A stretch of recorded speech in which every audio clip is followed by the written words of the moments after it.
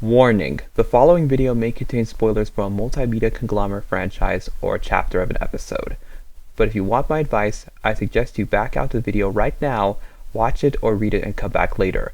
But if you don't care about spoilers, then I suggest you sit back, relax, and let's get on with the show. The following program is rated CFFA, cartoons for f***ing adults. Hi there, kids. What follows is a brief flashback.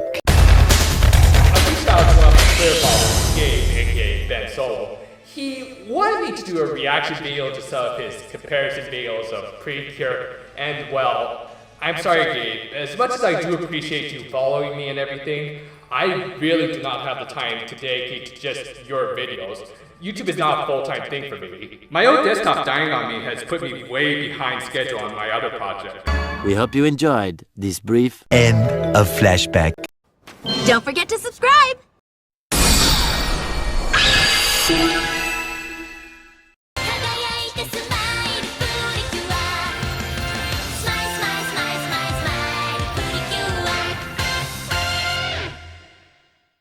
Hello! My name's Stitch! And welcome back to the Team Heroes and Villains review series. If you recall from our last episode, last time on our review marathon, we took a look at Hamtaro's Christmas specials. But now, today, we're going to be talking about a post-mortem on Glitter Force Smile. Shut up! Both of you just shut up! Shut up! Shut up! Shut up! Shut up! Shut up! Shut up! Shut up, you idiot! Shut up! Well, who's the tab now? Shut up! Shut up! Shut up! Oh, shut the fuck up! Oh, shut up! Shut up! Shut up! Shut up! Shut up! All right, everybody, shut the hell up! All right, this is all right, I can't follow what's going on anymore, and I'm assuming the rest of you can't either. Now, the reason why I'm making this video right now is to explain to you the rise and fall of Glitter Force Smile. That is it. Look, the point is, I'm not going over stuff like name changes and a bunch of other crap. That's for other people to talk about. Here's what we know about this dub so far.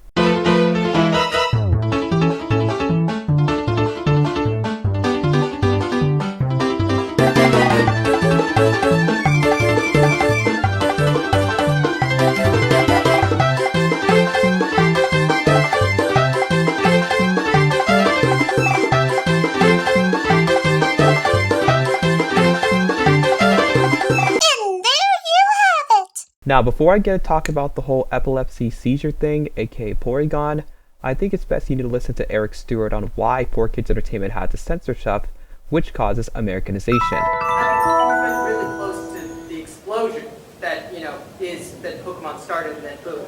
Is there ever something that everyone says that you just want to scream at them? No, that's not the way it is! You don't understand! Like, is there something everyone says that... The one thing I do get is the criticism of the things that are changed.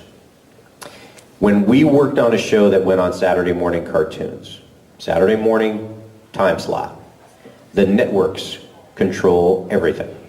Every show, every visual, every script, every element that's going to air during a certain time of day on Saturday mornings when kids are watching television goes through a department called the BS&P, Broadcast Standards and Practices.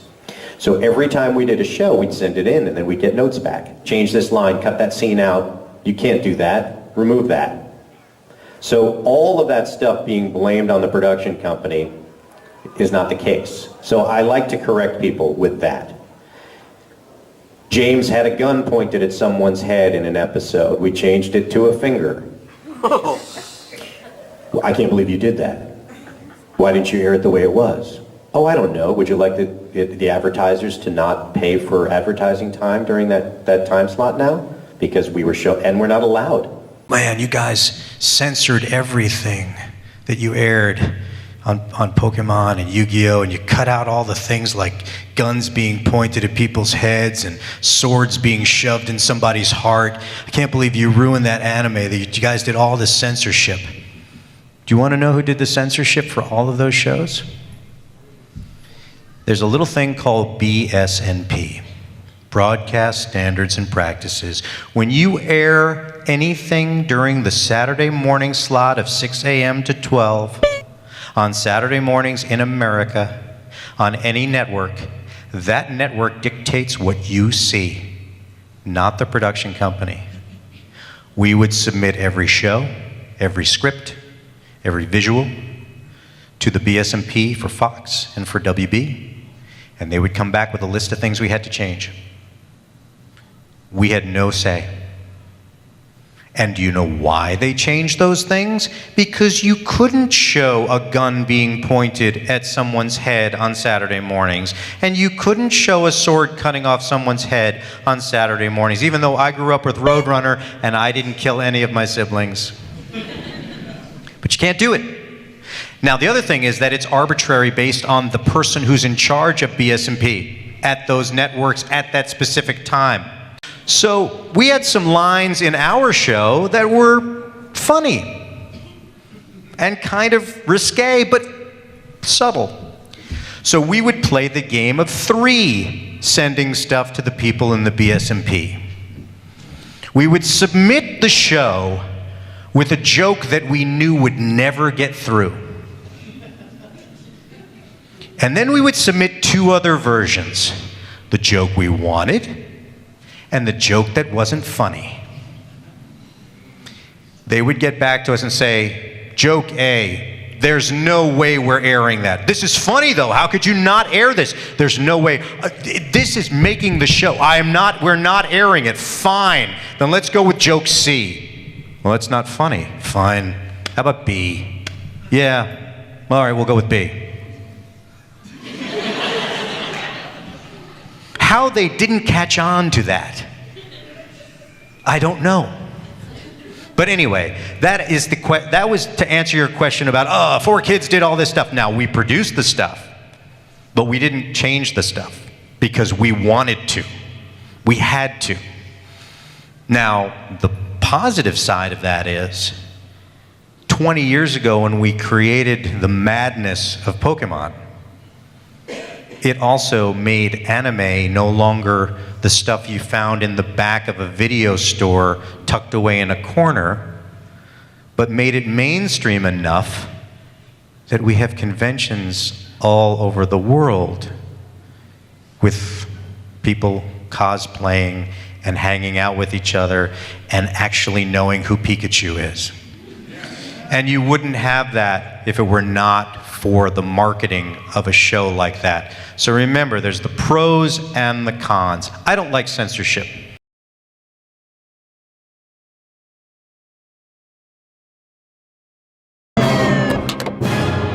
Nobody move. We represent the Federal Communications Commission. For those of you understanding about what I'm talking about, Glitter Force's scenes were heavily darkened, as this is a way to prevent vomiting, headaches, irritated eyes, epilepsy, and seizures. There was a little incident that you guys, girls, gender fluids, trans, and non-binary people may remember about is Pokémon the series, The Beginning. The episodes Cyber Warrior, Electric Soldier, and Electric Guardian Porygon. This episode aired back in December 1997, and this episode is the one that broke the camel's back. For those who don't know what I'm explaining about, this episode hospitalized over 700 people. Men, women, teenagers, and children. Because of this incident, this episode was never aired again, was banned overseas, and the entire show was put on hiatus for 4 months. Ash's Pikachu uses Thunderbolt to blow up the missiles. To illustrate the explosion, rapid red and blue flashing lights consumed the screen. This incident became known as Pokemon Shock, and was a disaster for the show. Now let's quickly talk about the final 9, and then the ending.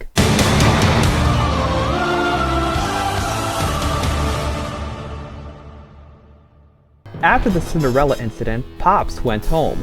Rascal was getting sick and tired of the generals failing to defeat Emily, Chloe, Kelsey, April, and Lily, so he decided to get a new plan to get rid of the kids once and for all. So he came out with something to get rid of the cures. After meeting with one of them, he decided to make the job easier. The Shadow Goons have to defeat one of them once for all. Reports them like the Dead Moon, and an individual like in Sailor Moon. So Ulrich chose Emily and Kelsey, Rascal chose Chloe, and Bruhat chose April, and Brute chose Lily. And so Chester, the big bad wolf, Wicked Whisker the Rest, and the troll set out to eliminate them.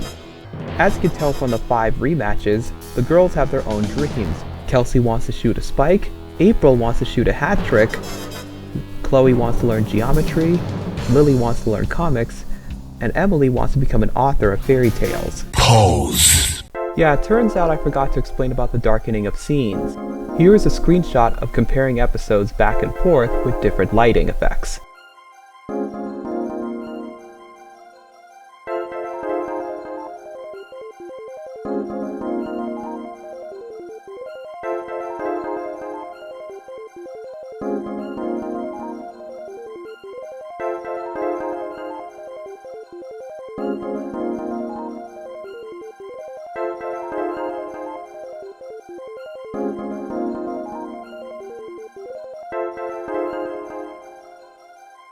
Now you see, the reason why is because most of the show is basically tinted, so that way Lily's hair looks brown, and not to mention, the show itself is a little cropped, i.e. a little zoomed in like Dragon Ball Z's orange bricks, meaning that somehow during post-production, Saban and Studiopolis and Toei Animation Inc. messed up with the masters. That's why the show felt a little zoomed in. What do I mean by this? The show's frame rate was dropped from 30 to 24, as shown in April's transformation sequence. Here goes! Glitter Force Makeover! Apply shades of power! Yeah! Woo!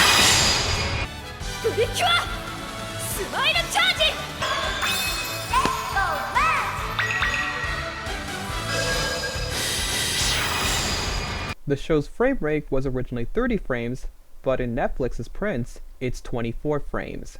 We think that this was done because of epilepsy and seizure-induced effects, because of all the bright colors in the show, despite the whole Porygon situation.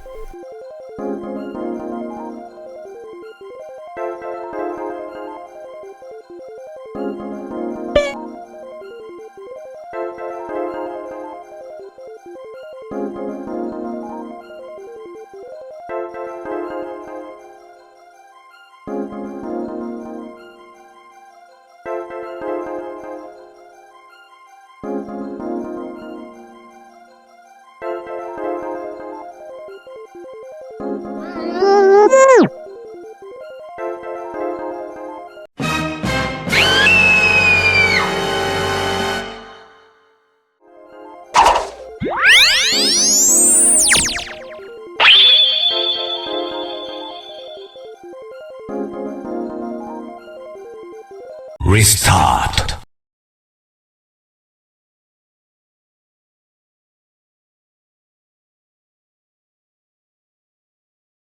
That trip wasn't ever really my dream.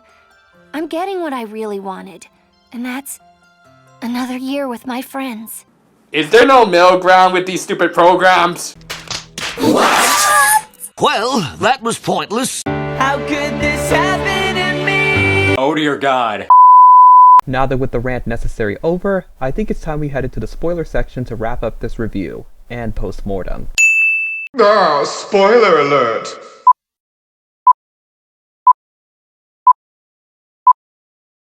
After collecting enough glitter charms, saving the 3 generals, and stopping the Shadow Force, Emperor Noko transformed into a giant black hole. In a nutshell, their predecessors had defeated Black Hole last time. The girls try to use Ultra Rainbow Burst, but fails, losing their powers in the process. And now the entire world will be consumed into nothing if they don't do something. Yeah, there's a whole lot of flavors of ice cream I haven't tried yet. I still haven't scored a hat trick. I still have to write more comics. I still want to learn geometry. The curtain has been raised. Those chosen by history begin their final battle. If you mean, are we all still sad? Then yeah, a little. But if you're asking if we're ready to give up, the answer's no. 'Cause we don't ever give up. We're gonna beat you no matter what!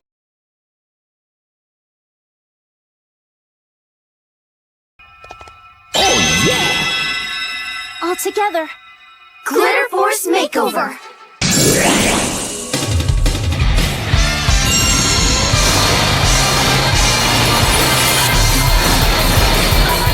The Smile team vowed that they will always protect the world with their happiness. And Emily says that they gotta win this fight no matter what. Because the entire world's counting on them and decide to hit them with everything they've got.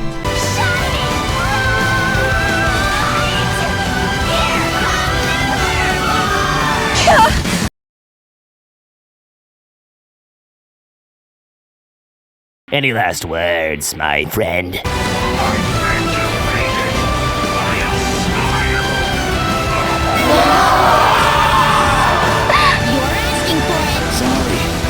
Well said. Good game.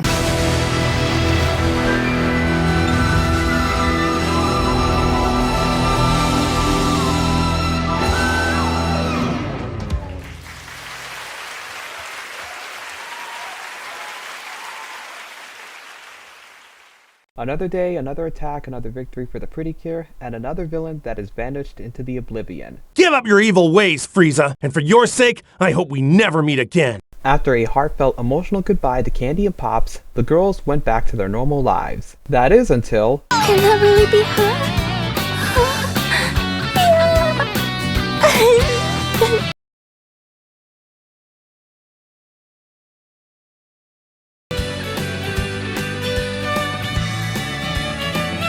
So now we can be together forever! Together forever! Except for the nights you have homework! Right. That's Sounds right! right. BFFs forever and ever!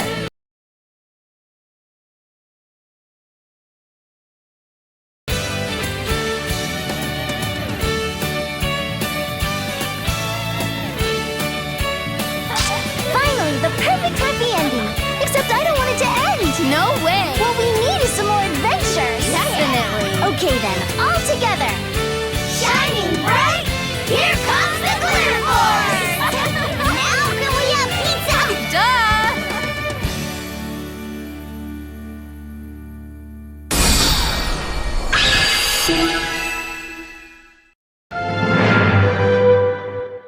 Hey, Lucy, good job. That was fun, huh? Yeah, but you're not done yet. You still have another line, Chris Patton. Oh, wait, there's still more? Hello, turn the page, goofball. And that was Glitter Force Smile. How does it hold up?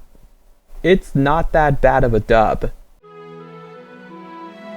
Despite what anybody says about the dub online nowadays, Glitter Force Smile may be a good dub, but this is basically not recommended for everyone, even though the kids may be able to love it. Though I will say this, I recommend this dub if you only want to see Pretty Cure in English.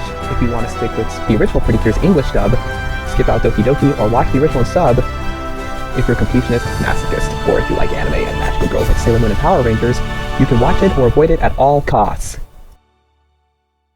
Thanks, Gabe. As usual, let's give Glitter Force Smile's English dub of Smile Pretty Cure from Toei Animation, Co-Limited and Netflix's Anime, the 10th anniversary post-mortem review, a 7 out of 10. And this review's overall rating is a 3.7 out of 5. Oh yeah, next time!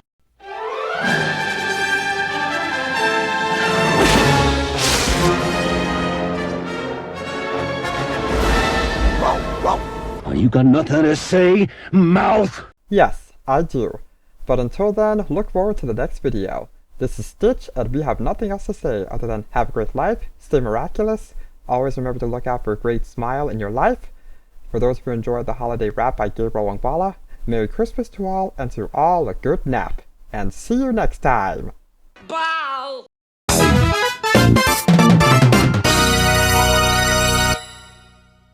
Meme! Huh?